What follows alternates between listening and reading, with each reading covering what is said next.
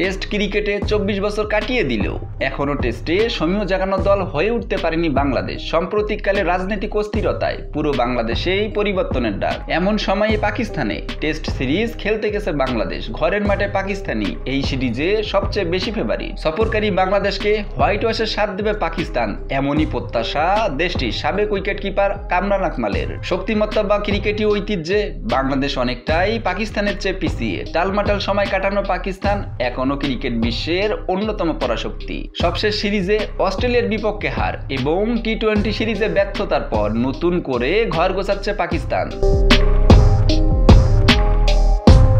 কিন্তু পাকিস্তানের সাবেক উইকেট কিপার ব্যাটার কামরান আকমাল বাংলাদেশের বিপক্ষে 2 মাসের সিরিজটাকে দেখছেন তার দলের ভাবমূর্তি ফেরানোর সুবর্ণ সুযোগ হিসেবে। বাংলাদেশকে সিরিজ হারানোর তুলনামূলক সহজ হিসেবেই মনে করেন তিনি। এই বিষয়ে গণমাধ্যমকে আকমাল বলেন, দলকে এখন সেরা ক্রিকেট খেলতে হবে, জিততে হবে, ভালো ক্রিকেট খেলতে হবে, ভালো মানসিকতা নিয়ে। পাকিস্তানের জন্য এটা দারুণ সুযোগ যে ওরা বাংলাদেশের বিপক্ষে খেলছে। তাদের উচিত 2-0 ব্যবধানে সিরিজ জেতা, যেভাবে বাংলাদেশ সফরের সময় ওরা 2-0 ব্যবধানে জিতেছিল। আমি নিশ্চিত বাংলাদেশ এই সিরিজে হোয়াইট ওয়াশ হবে।